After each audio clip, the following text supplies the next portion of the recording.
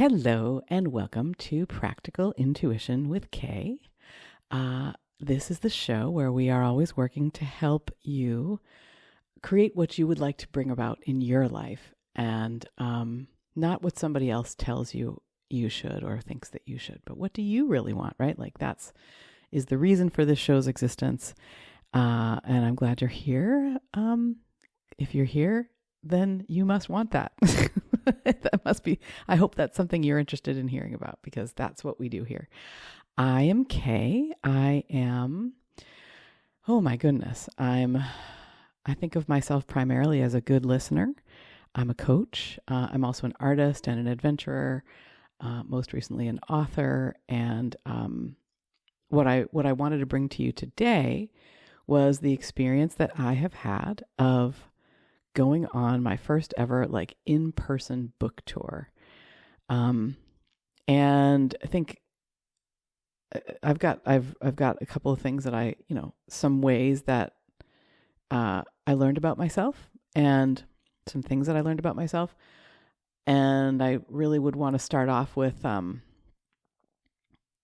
guess, just thanking you for being here and just sharing that I'm excited to bring you in on this. I would never have thought I would be on a book tour, but then there's a lot of things in my life that have come about that I couldn't have envisioned. And I actually have learned that I really like that. We don't know the future. A lot of times we sort of think that we do, we think we make plans and then we think about when something doesn't go with the plan, it can be really, really disorienting, right? And I've learned to enjoy that feeling of disorientation and to be looking forward to what's coming instead of what I used to do, which was kind of freak out because it wasn't going according to plan. So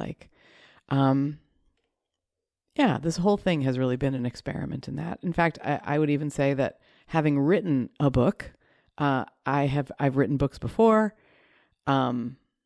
Some of you may have read them because if you're a longtime listener, this show used to have a different name, and it used to be about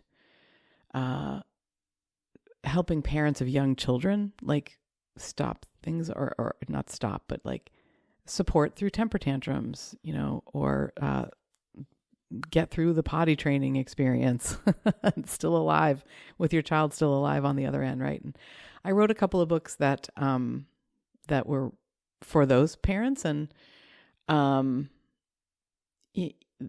think writing this book, the experience of it from the inside has been very, very different. Those I was really writing because someone outside of myself told me I should, the way to be a successful coach or podcaster or whatever, I was informed was you have to write a book. You have to, and doing things from a place outside of myself, I've learned is very bad for me. It doesn't work for me.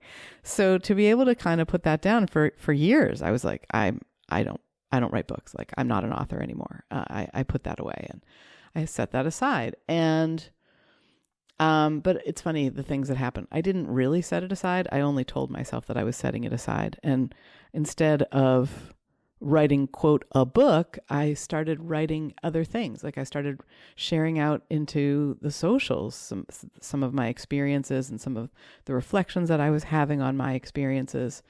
And I still do that. I do that in LinkedIn, and I do that in Instagram, where I am at We Turned Out Okay.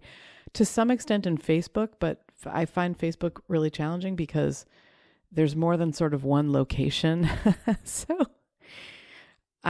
it seems that I do share things out there, but then I don't know how to access them again or share them with others or whatever. And so, or understand when someone else has seen or, enjoyed something that I've written about. So Instagram and LinkedIn are the places in social media where I feel most comfortable. And, come find me. I'm at We Turned Out Okay in Instagram, and you can search Kolp in LinkedIn and you can find me there. So it's interesting too, because the first thing that I learned about myself on my first ever book tour was that I could write a book. So this book is written from a very different place than anything I've written before. It's it's really about, well, I mean, the subheading is how I grew to love my body and myself while solo hiking across northern England. And before I could ever write a book about it, like the experience of doing it was amazing and messy and joyful and upsetting and disorienting and loving and all the thing, all the full, I think, range of human emotions and what someone could experience is what this journey has been. And I wanted to write it from that place. So that's what Waking Up is. It's currently out in paperback, which it can be found in Amazon. And I'll share links to that in the show notes. And it is in process digitally, so which means that I'm working with this amazing formatter, a young woman who has just been so patient with me, and we've created a really lovely working relationship together as I have figured some things out about writing a book and how to help others have a good experience of making it go from sort of a manuscript, a bunch of pages, to like something that looks really beautiful and finished and polished, because that's what Abby has done for me. So it'll be out in digital. That is coming. I hope that's coming pretty soon, but I can't speak to exactly when. Maybe in the next couple months, maybe in the next month. And then the other thing that I have spent a lot of May and June doing was narrating the book for audio. So the book is coming out in audio.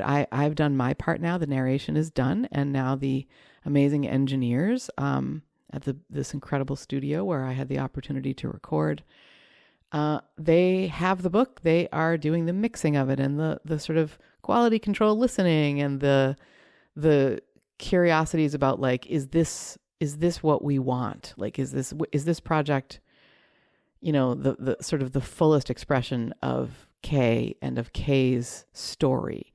And that is one thing that I really, really appreciated about the place where I narrated it. I had really thought that it was going to be about the technical things. Like they would have this great technical equipment that I didn't have, and they would have soundproofed rooms that I didn't have, and that sort of thing. It turns out that, that was great, but I would say that 90% of the experience that I'm really, really pleased with is when I first got there, the questions were around things like, what would you like this to be? And then a pause as I reflected on that, right? And then when I shared what I wanted it to be, then they helped me get that. So anytime that I was, for example, reading too fast, or if it ever felt like I started to recognize this from the inside, right? If it ever felt like I was not thoroughly focused, like where I was I'd been distracted or something like that. They were very quick to say like, this is sounding a little different. Like continually coming back to like, what is this and what do we want it to be? And ooh, I appreciated that. And another thing that I found really curious and amazing was the recommendation was that we not start with the title and the how to use this book, kind of the first chapter, that we start in fact with the prologue.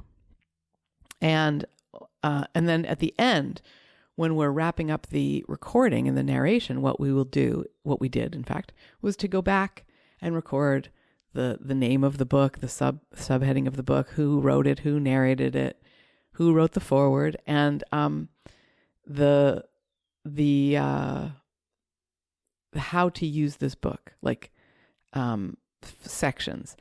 And boy, oh boy, when we got to the end, like I had grown into a professional narrator of audio. Like I love that we did it that way, especially because the prologue is really a little bit like the experience of what happened in the prologue was a little uncertain. Like the prologue is called spoiler alert, right? So there's definitely some things that communicate about what will come at the end of the book, or what you'll experience while reading the book. But I love that like I grew into being a good narrator in audio as I was reading the prologue of the book, which felt to me like, the least certain part of the book, the place in the book where like everybody's starting out reading this book. So let's make that like the part of the book that sounds like that in audio. I love that so much. And then, the experience of narrating it in audio was a real growing experience. And through all of that, I learned that I could do it, that I could write a book, right? And then as I was writing it, I've learned a little bit about how I function best in terms of things that people have opinions on, right? So if you look around, you can find a lot of information and opinions on the conventional wisdom of bringing a book into the world and like how to, quote, launch it. And I found those messages very derailing. They were why I did not enjoy launching, quote unquote, the books that I had brought into the world before, because the whole thing is about, let's make this book a success in Amazon, right? It's an Amazon book. I was really grateful for the author tools in Amazon. It was the only place that I found after extensive research where I could get the format of the book to be what I wanted it to be. So the format of the book it's an 8x10, which is a big book. You look at it and you're like, wow, that's a big book. It's not small. And so, because there's a lot of art in it. So I wanted to have room for however many color illustrations that there would be. So there's 35 of my own paintings plus a couple pictures in the book. And I wanted to make sure that it could be this way, right? And Amazon was the place that I found to do that. And I never thought of Amazon as a place where I wanted the book to be. I mean, it would be great if it happens, right? It could still happen that the book is very, very, very, very successful by Amazon standards. It's a bestseller. It's this, it's that, right? But to focus on making it that would have been incredibly derailing for me. Like I have no interest in what lists it got on. And I will say this, in launching the paperback, the others haven't come out yet, so it'll be in Audible in one of the audio places it'll be, and it will also be in Amazon in a digital format. So I don't know what that experience of bringing those out into the world will be like yet, but I can say that with the paperback, what happened was it did end up on a couple of really, really interesting lists. In fact, it was an Amazon hot new release, and it was whatever part of I'm sure there are lots and lots of categories of hot new releases.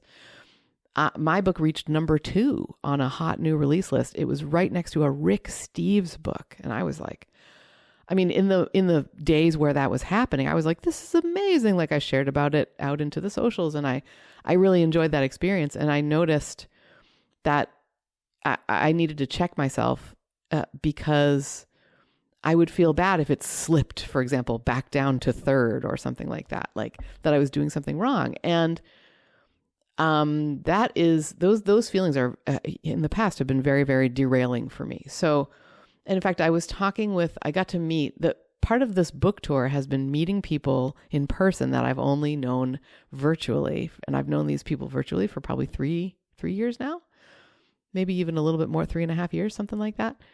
Quite a few of them, but I was talking to one of these folks in Washington, D.C., a woman that has become a really good friend, and she publishes books too.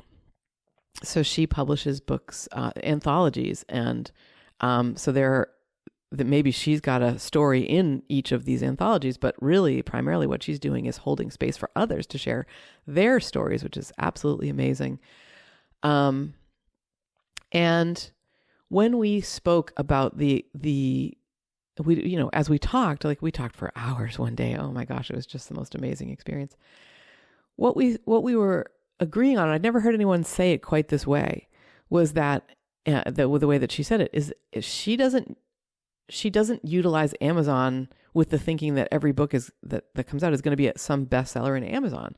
She utilizes Amazon because when people meet her, when people hear about the books, that's where they will find them. So in other words, like when I'm in future book tours, when I'm going on a book tour, I will be able to order author copies of my book and have them with me, or have them at the destination where the book tour, where an event on the book tour is taking place.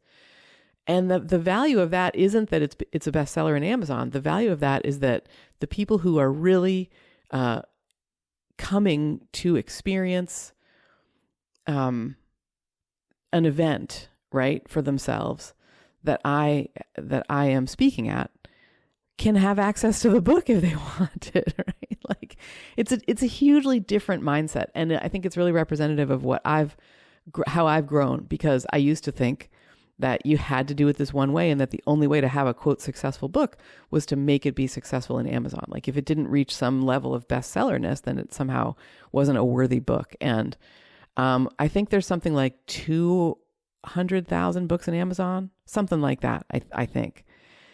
And that's a lot of books to have, like, to get lost in. There's not that many books in any category that could be considered like the best, right? If you have 200,000 books, it's like, wow. So anyway, I found a way to do the launching that worked for me, that was really human centered and K-sized is how I've been thinking about it. Like, I'm not human-sized and K-sized. Like, I wanted to have access to the book for people who interact with me or experience something for themselves that I have facilitated, right, or whatever. And that was part of the experience of this. I learned that I could do it, that I could have a book tour, that I could go on a book tour. And something that a part of this too was about keeping my motivation as I was writing the book, and bringing a focus to, how did I know I finished it, right? How did I know that I published this book? I think that's a question that it was really interesting for me, that I asked myself kind of in an author space. And as I reflected on it, I was remembering a very dear friend and very beloved colleague of mine, named Karen, who, as I was preparing to hike across England in 2023, at one point I was expressing concerns or doubts that I wouldn't be able to do it. They came up a lot in me. And my friend Karen said, well, I see you on the path. And I remember thinking, well, okay, if she saw me on the path, then that must mean I did it. I must have done it because she saw me on the path. She sees me on the path. And while I was on the path, it was really fun to kind of reflect on that. Like, I'm here. My friend Karen saw me here. Now I'm doing it. Now I've done it, right? And so I kind of was getting playful with that same idea in the sense of publishing the book. And so I played a little game with myself about, like, what do I do so that I know that I did it, right? That I published the book. And this is a little bit about how the book tour came about as well, which is why it feels relevant here. I envisioned myself handing the book to my coach, to Coach Andrew. And I envisioned doing that in Washington, D.C. And the reason for that is because Andrew, some of you may know that he is, he's not my coach anymore, but he still coaches, right? And he is on a year-long sabbatical right now. He is circumnavigating the globe in a sailing race. It's a dream of his since he was small, to be able to sail around the world. And he is currently seeing if he can do it. He's about 80% across the world. Like, there's only about 20% of this trip left, which is so wild to think of. And one of the places where the race all around the world has stopped in places. So they stopped in Uruguay, and they stopped in Australia a couple times. They stopped in Vietnam. They stopped in, places around the world. And one of the places was Washington, D.C. And, we know the approximate dates that they're going to be arriving and leaving in the cities where the fleet races to and then stops. And so I knew that Coach Andrew would be in Washington, D.C. somewhere around mid to late June. And I had this really fun vision of myself handing him a physical copy of the book to take on the boat in Washington, D.C.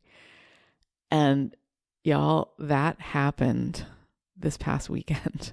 Like, what a fun experience to see that come to pass and to experience it, because it really was an exciting experience to hand Andrew this book.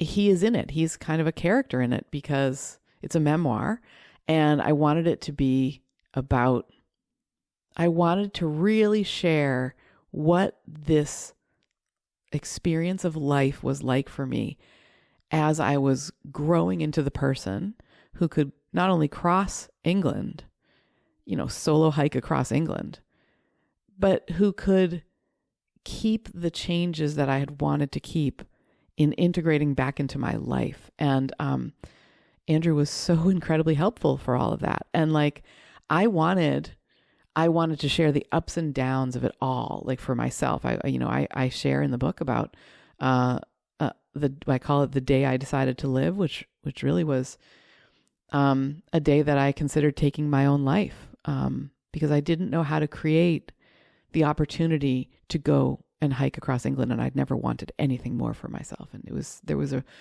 was some despair and suffering, and Coach Andrew was really helpful in being, really what he was curious about what he was seeing in my behavior. And so he asked some questions that really helped me see outside of myself and kind of choose to live, basically. And there's other things that I share about in this book. Like, it is real. Like, I didn't want a polished 10-step version of how somebody could create something in their life. I want you to be able to experience what this was like for me. And the feedback that I'm getting is that to go from a person who needed a wheelchair in 2011, 2012, even into 2013, to being able to hike 160 miles across a country over really rugged country. It was such a hike. It wasn't, the way that Andrew has reflected it back to me is it wasn't straight. It's not a straight path, right? Like, it is always forward, but it's sideways, it's up, it's down, it's messy. And I really wanted to take readers into that. And what I'm hearing back is that it's me on the page, is what people have said. Like, it's a reflection of me on the page, which is, boy, that feels so nice to hear. I remember writing at some point in the writing of the book, this is a creation that wants to be something.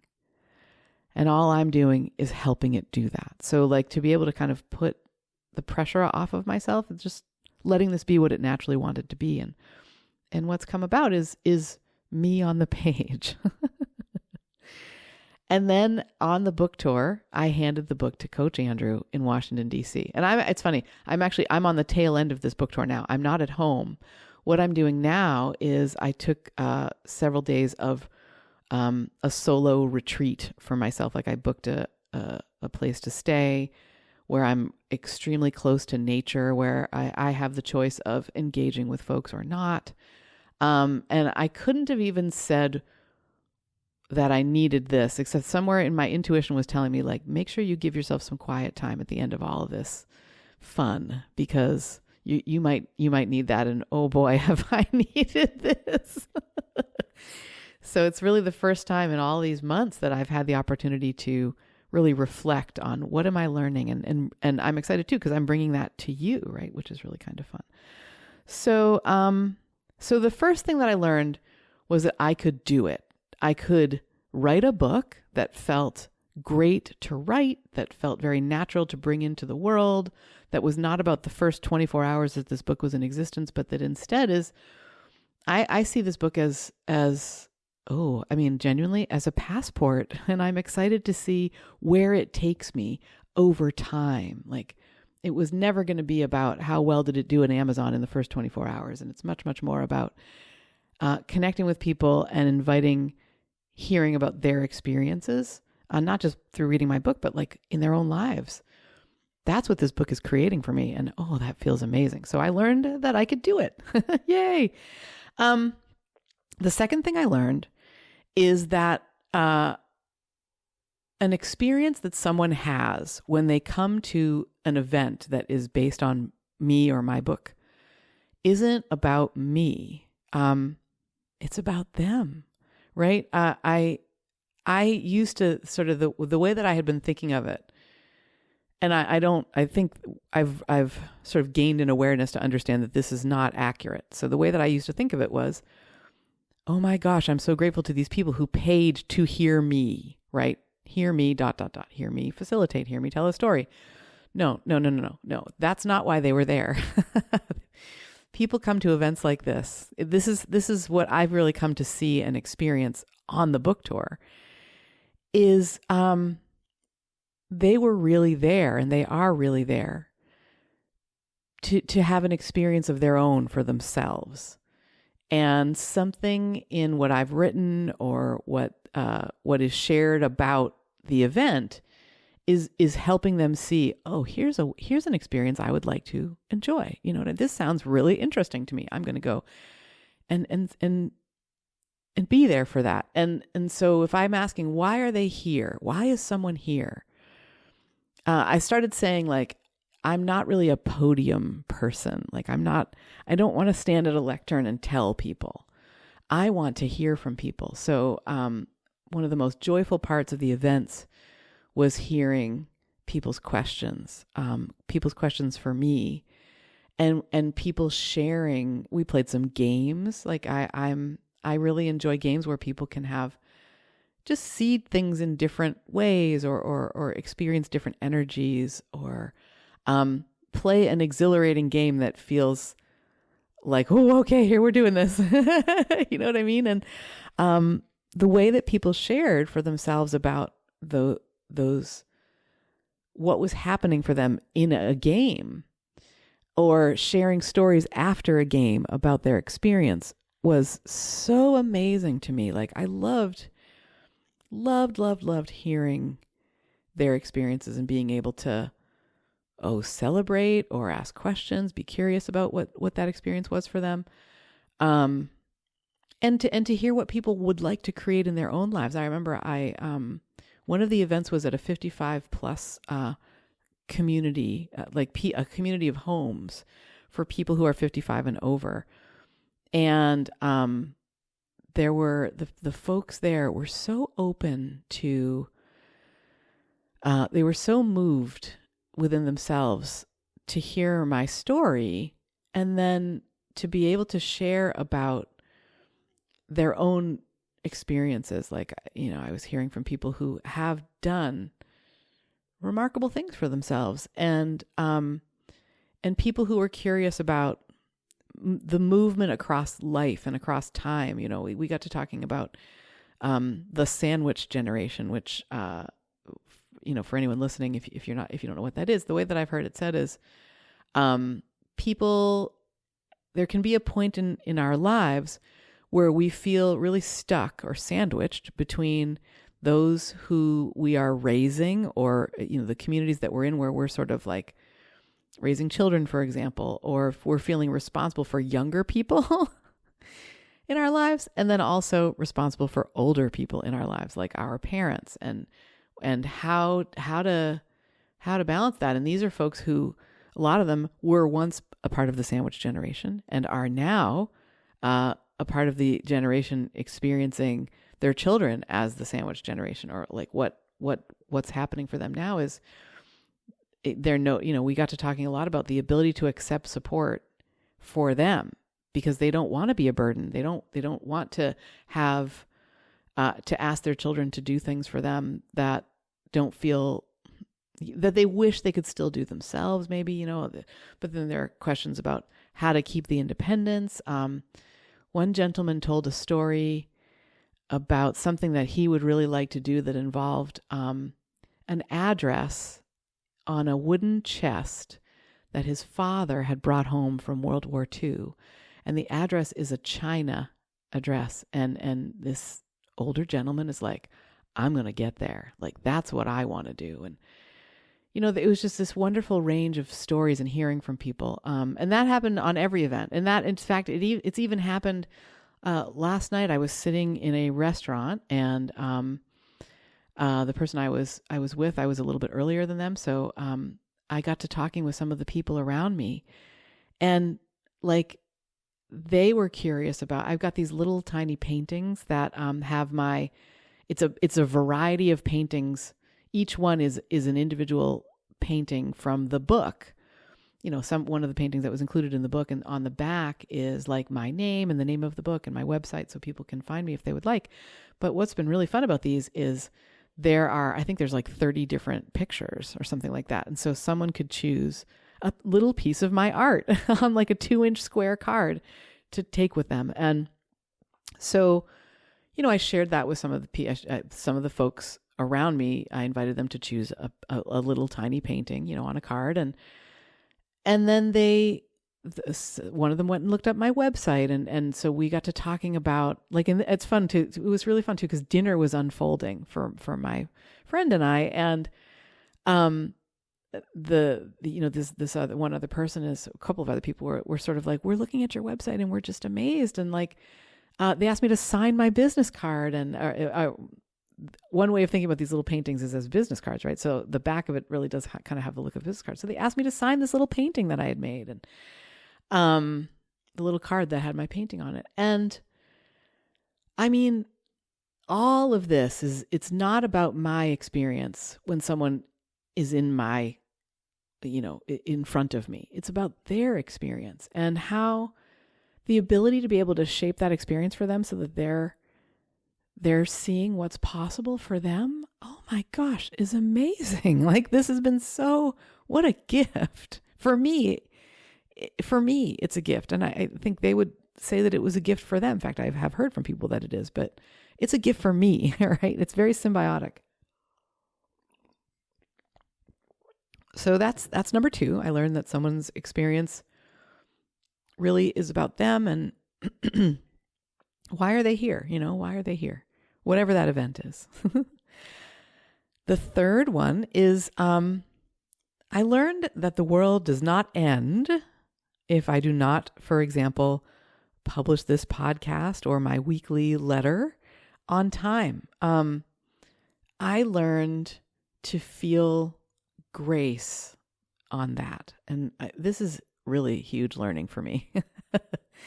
I learned to feel grace on that I could give myself that grace. And when I was hearing other voices basically saying, like, of course you're a little bit late with this weekly letter. Like, of course, thank you for taking the time and really, really letting this unfold in a way that helped you experience it and then reflect on it for us. Like, wowzers, thank you. And I realized that was my own intuition saying those things. Like, if somebody's going to be upset or angry that it was the end of the week before I sent out the letter. In fact, I'll share the link to that as well. I've started creating, I do think of them as letters into somebody's inbox. So it is through a platform I've learned I can write them in a platform called Substack, and anyone who subscribes, which you can do for free, will receive my letters in your inbox usually weekly-ish is what I say. And the way that it works is that there's also an archive in Substack. So I'll say that too. It is klockkolp.substack.com. Well, I say that. It could be klockkolp.substack.com, but I don't think it is. I think it's .substack.com. And then that takes you to my letter is called Art, Creativity, and Wellbeing.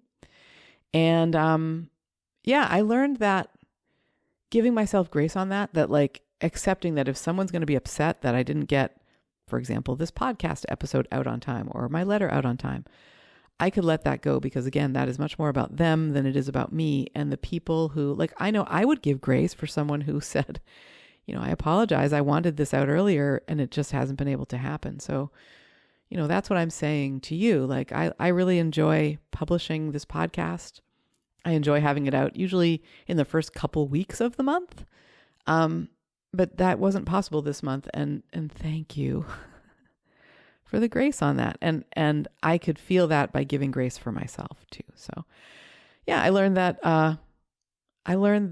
that's a new way of growing, that I can still feel loved and appreciated, even if I don't do things in a perfect manner that I wish they would have happened. The fourth thing I learned is that that hearing others' stories is absolutely my favorite part of this whole experience. And there were many ways that I got to do that on this book tour. So yes, there were some events. They were amazing, and I'm excited to be creating more of those because I loved them. I loved hearing other people's stories during the events and facilitating something that helped people have an experience that brought those things up, right? That was amazing. I also had the experience of, as I said before, meeting people in person that I'd only ever met online. And like in Washington, D.C., a friend of mine, she pulled up in her car and found a parking space right in front of the building where I was staying. And she hopped out of the car as I was coming out the door, and she shouted up to me like, "Oh my gosh, hi," like, "Hey." And I shouted to her too. And then we like hugged, and we're sort of like taking each other in, right? We're like, "You've got legs." Like, you're a real person. You're not just on a Zoom screen. And the great thing is that those experiences in Zoom are wonderful. I mean, these are some of the deepest personal relationships that I have, right? How wonderful and what a privilege, and to be living in a time where it's possible to have really deep, profound conversations and relationships when you're in two geographically very, very different locations. And then, I mean, this was the gravy, right? Like, here we are standing in person, being able to hug, being able to just be together, walk down the street together, like sit together. Oh my gosh, how wonderful.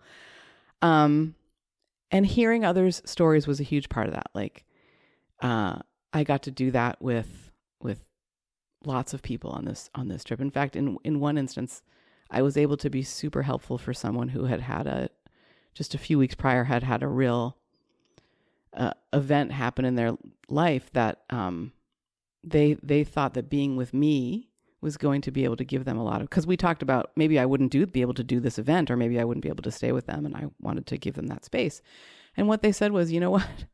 I think it would be genuinely healing and comforting for me to have you here." And oh, wow, that felt really good to be able to facilitate that for someone and let their experience be of accepting comfort and healing and sharing about what was going on for them. So wowzers, that. And I, not only did I get to give Coach Andrew my book in person, but I got to spend all kinds of time with my friend Andrew. Like, I got an amazing tour of the boat. We took walks together, right? We like sat for meals together. We recorded an epic interview conversation between the two of us of the podcast that we're creating together, which is called "Where in the World is Andrew Moss?" That was so much fun because it's like we were in person together making this podcast. And I got to hear all the stories that he would, for more than 2 hours that he was sharing about this past race experience and some of the answering of some of the questions that people have for him. And oh, wow, like amazing, amazing fun to be with my friend in that capacity. And then I got to, as part of being on the boat, what I was able to do was I was curious about how could I bring value for not just Andrew this time, but for the people, for his companions, for the crew on the PSP Logistics, which is the name of the boat that he is on. And what we ended up deciding on was that I would bring my recording equipment to the boat. And so I sat on the boat, like up above, so where the sail is and like out in the sunshine. Although it was nice because there was a cover, so you could be shaded, and but it was just a beautiful, beautiful day. And what I did was I recorded a couple of crew members at a time. I ended up getting to talk to about half the crew. And I was really curious about like what inspired them to do the race and what was present for them now. Like, and again, just hearing their experiences. Oh, what a gift for me. And the way that I'm viewing this is I am like, I'm going to share their stories probably on this podcast, but also, I'm really doing it for them. Like I'm so excited to kind of give them this gift back of their own words when they reach the end of the race. Some of the folks are circumnavigators, so they're almost done with the race. For some people that I talked with, this is their first ever leg. Like they're just getting on the boat now. So what fun for them to be able to hear that back and hear what they were thinking before this leg and hear what they were thinking when it was almost the end of the race, but not quite. Like how cool. So hearing others' stories has been absolutely amazing. Like to be able to hear others' stories. This has genuinely been my favorite part of this whole experience. And it is why I would want to do another book tour, because it's not about me, it's about them. And I love that. Oh, wow. What fun. The fifth thing that I learned, and this feels really vulnerable to share. I learned to accept love, how it is being offered. So I've been able to see with real clarity kind of the expectations that I used to have around what it means to be loved and to feel loved. And I have most noticed this when I've been in person with someone and like we've taken an incredibly long walk, or we've had a lot of time together. So with everybody that I'm meeting, I'm getting like hours and hours of their time. And I mean, we're getting hours and hours together typically, right? Like, so lovely, long flowing conversations, walks, sitting together. And at some point, what I've been noticing is, okay, has this person had enough K in their lives? Like, are they ready to be done with me? You know what I mean? Like, so there's been a sort of feeling of not worth, like that, it's been great for a little while, but now they don't want to talk to me anymore, right? Like they don't want me here anymore. They want to be off doing something else. And while trying to be mindful of someone's need for things like solitude or even my own, I was just noticing this really interesting energy that felt very derailing coming up of like someone just being ready to not be in my presence anymore because of just not like, I don't know, like with feelings of unworthiness. And at one point I said to someone along the way, something like, have you had enough K in your day or whatever? And they laughed and they said, you know what? You came to see me. Like, I'm honored. And like, as I say, this feels really vulnerable because a huge part of my journey all along has been to understand what is my true nature, right? And I've come to understand that my true nature really inside is love. Like, I was made for love. Like, I don't want anyone to take that in like, from my heart, love is what I mean. Like, I'm not talking about, let's not put any qualifiers right on it. Like shaking someone's hand, a hug, an exchange of a smile. These are all ways of expressing love. And I've been putting qualifiers on how I accept that. Like, so I'll tell myself, well, they don't really love me. They're just saying that, right? Or whatever. And when I understand that my true nature is love, and I understand that there are ways, a little bit of this journey is described in the book because I learned that, that love is my true nature. And so I share some of the learnings around that. This feels new for me, that like, even when I'm this aware, that there's more awareness to be learned. There's more growing to be done. And to be able to come to a place where I see that, that I did have some expectations around how I would allow myself to feel love from someone, just to be able to put that down, it's amazing. And I think it makes me really curious if you're listening and you'd care to share. I would really love, one question that comes up is, I'd love to hear, what is your true nature? Like, what do you see as your true nature? Number one. And number two, are there ways that you don't allow yourself or do allow yourself to accept love, the feelings of love from somebody else? And I'd just be curious about that. So, yep. So that one was a biggie. Thank you for hearing me on that, how I learned to accept love in whatever form it was coming at me without any qualifiers about my own worth in accepting it.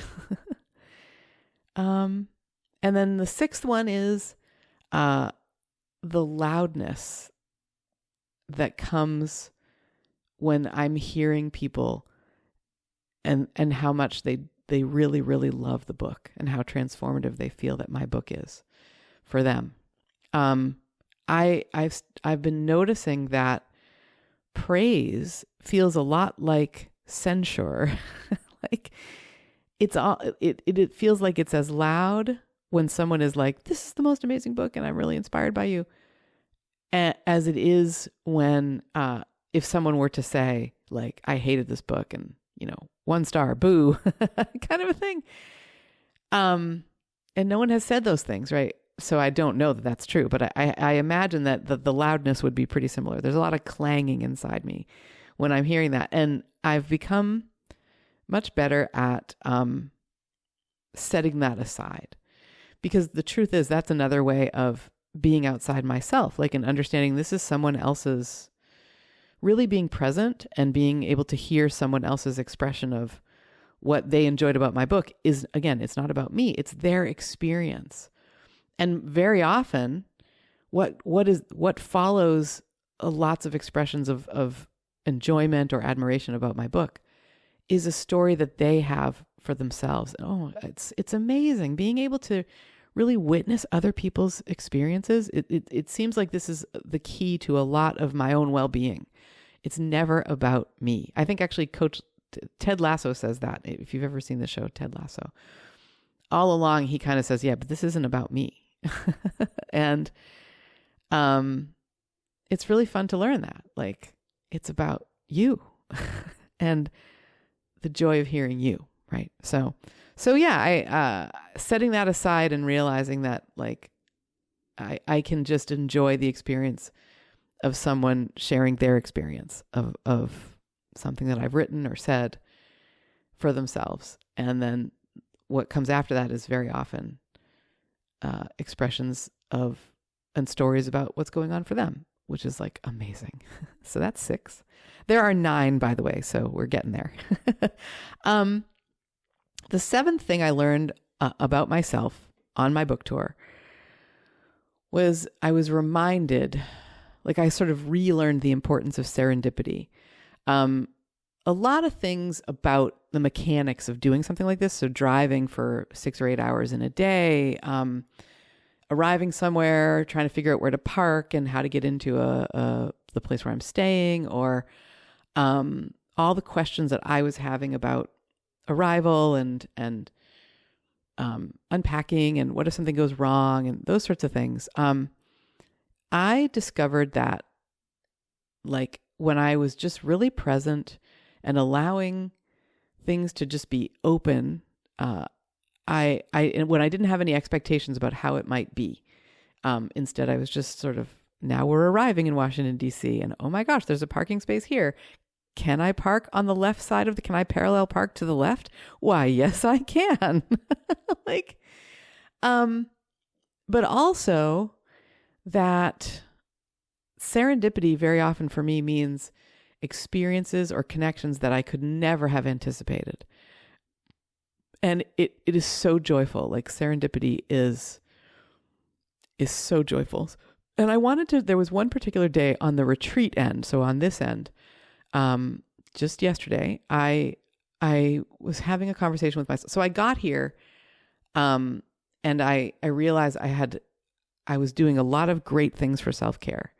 And all along on this book tour, I have been, right? I've been nourishing myself with really good food instead of eating for emotional comfort like I used to. I've been getting my exercise. I've been getting some solitude, although probably less than I ordinarily do. And I had not, one thing that was really not present was good rest. Like, these experiences are so exciting and joyful and sort of extroverted that I would go to settle in at night and realize that I was having a really hard time sort of getting to sleep. And by the time I got here, I was hearing myself in conversation with Ben, actually. So Ben's at home, and I was hearing myself in conversation with him.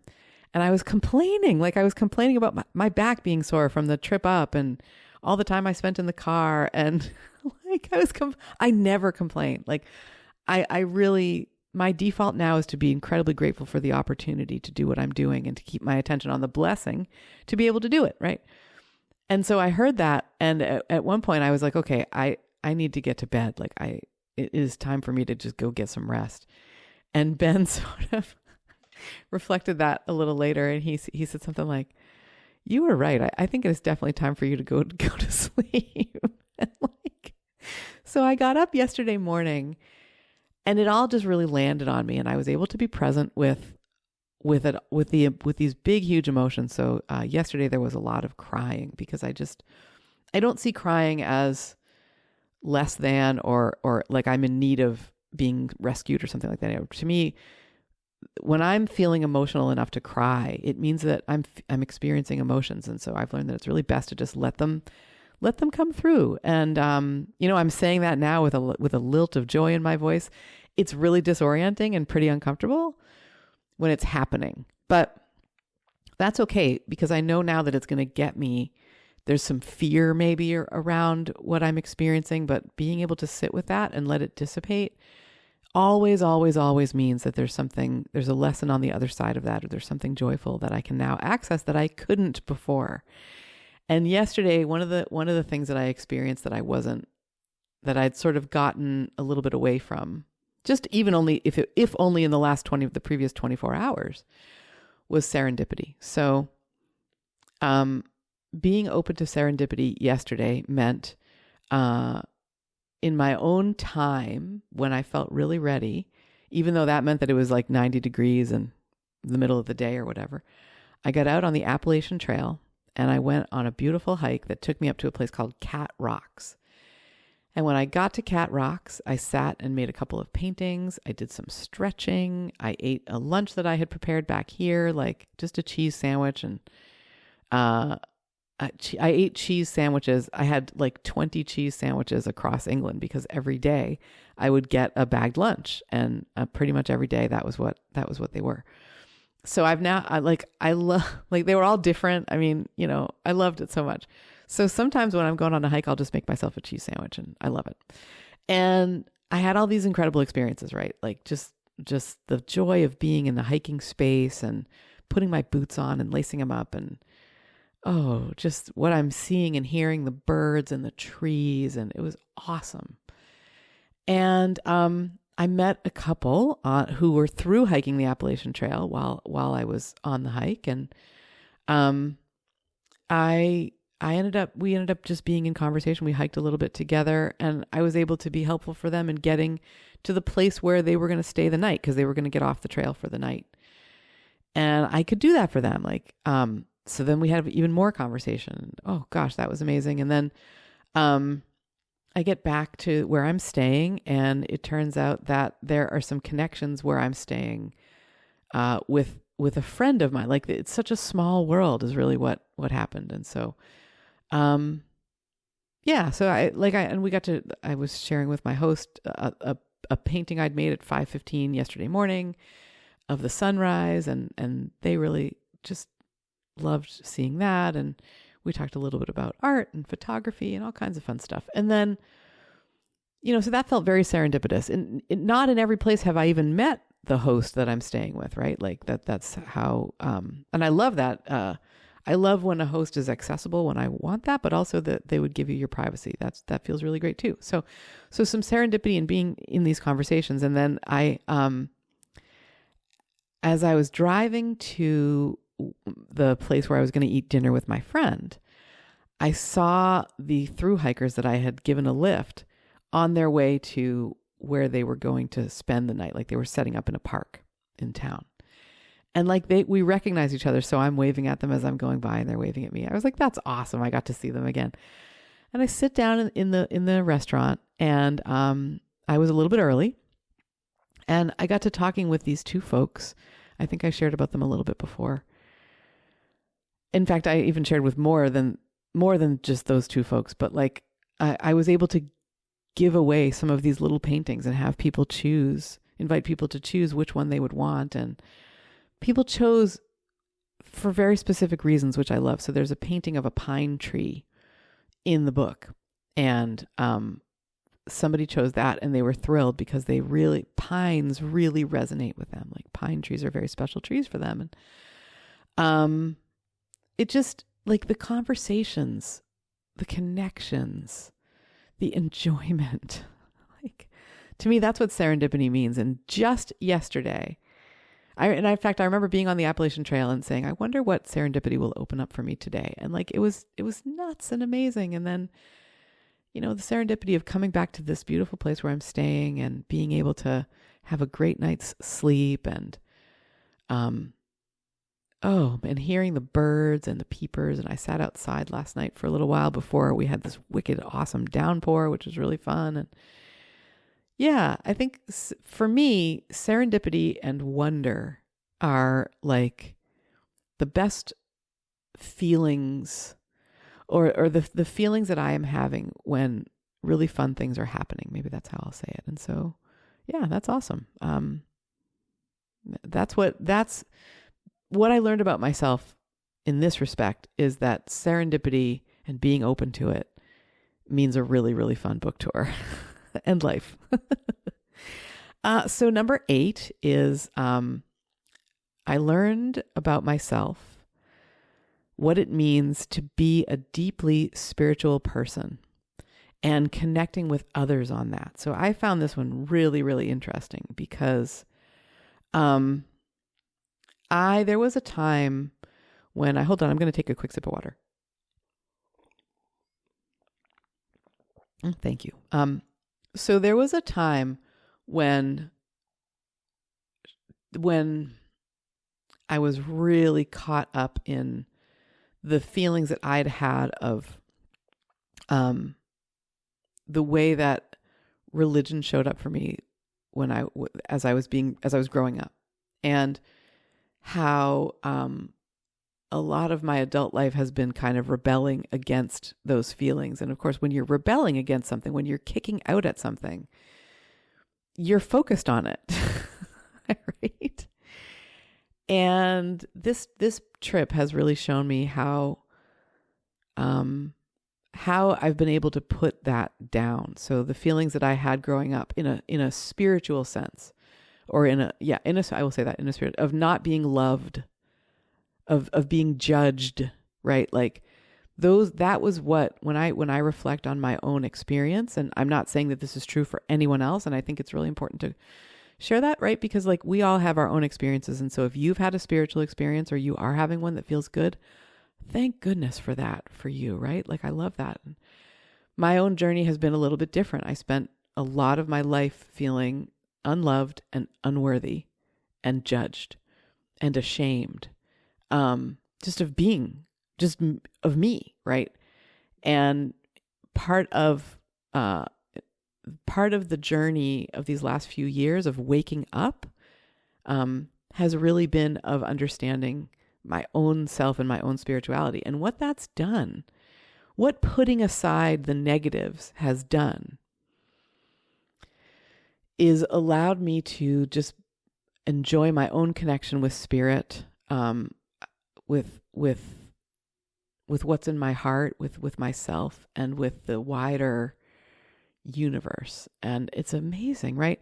And it's also meant that what I can do now, and I did learn this on this book tour, is connect on that. So, for example, if someone else is using other language that used to be really derailing for me, and I don't want to get specific, because I think that there's a lot of ways that this could show up for someone, and this was how it showed up for me. Someone was, we'd really connected on my book, and I was hearing about their experience of life, and at one point they asked me a question about, was I won't say who, by whom, but was I saved, basically. And it seemed to, the feeling that I had was their experience was there's only one route to being saved. And what was really lovely was to be able to have a conversation about that and be able to say truly from my heart and have them hear it and receive it beautifully and feel that, was that we may use different words, right? I may not say it the same way or have the same sort of characters in mind. But yeah, I mean, I do feel a real connection to spirit and a real, like, we were noticing our similarities on just the feelings of gratitude and blessings in our lives, and to be able to live and stay in these spaces felt really, really good and really together. And someone that I have known for quite a while and got to meet in person on this book tour, we got to talking too, because when they read my book, they were like, wow, I would not, there's a part in the book about I'm trying to think how to say this, about the integration of understanding spirit for myself, right? And this person's very deeply religious, and they were saying, they wrote to me and they were saying, like, I was a little bit confused by what you were saying in this area, this sort of spirituality area, because I see things so differently myself, but really what's happening here is we're kind of talking about the same thing. And I just love that. Like, oh, wow, what an amazing, right, thing to be able to say and experience. So one of the things I've learned on the book tour is what it means to be a deeply spiritual person. And not only to feel it, but to be able to connect with others on that, hear their experiences, understand, and both of us having an understanding of how close we really are, how closely aligned we really are, even if we use different words. What a gift. That's so amazing. Right? I mean, what else is life for except to connect and really feel seen and loved and really see and love others. Ooh, hoo, hoo. All right. And the ninth one is actually one that I've already shared a little bit about. It is on this book tour, I remembered that prioritizing rest and downtime keeps me feeling well. So the most challenging parts of this have been when I wasn't getting especially rest and downtime for myself. And I mean, I think that I've been able to recognize that and getting that restored, feels really good. So I'm wrapping up recording here, and then I'm going to go for a walk, and I'm going to, maybe I'll take a nap later, right? Like maybe I'll just sit out in nature and listen to the birds, and just being really comfortable within myself. That is what downtime does for me. And that's been the experience of this book tour. And I'm really grateful to you for being here and listening, and really just being present with me. It means a lot. I know we're not sharing the same geographical space right now, but it doesn't mean we're not sharing space. I think we are. So I appreciate you for your attention and your presence. And I'm wishing you well. Yeah, right. I'm wrapping up. I will, how do I usually wrap this show up? It's been so long since I've recorded. You know what I'll say is, I'm really grateful to you for being here. I have a lot of gratitude for our producer, the soon to be 27-time winner of the Husband of the Year Award. As I'm recording this, our anniversary is coming up very shortly. So, and he's much more than our producer, right? He is Benjamin Kolp. He's my husband. He's, as I said before, he's now the many, many times winner of the Husband of the Year Award. And, it's really fun to wrap up the show by expressing gratitude and love for him, because I really feel that. Like, it's very fun to have a partner who feels like a real partner, that we're in a partnership. And it's been that way since I shook his hand, since we shook hands 29 years ago to the day, very soon. And we got married 2 years later, so on the same day, actually.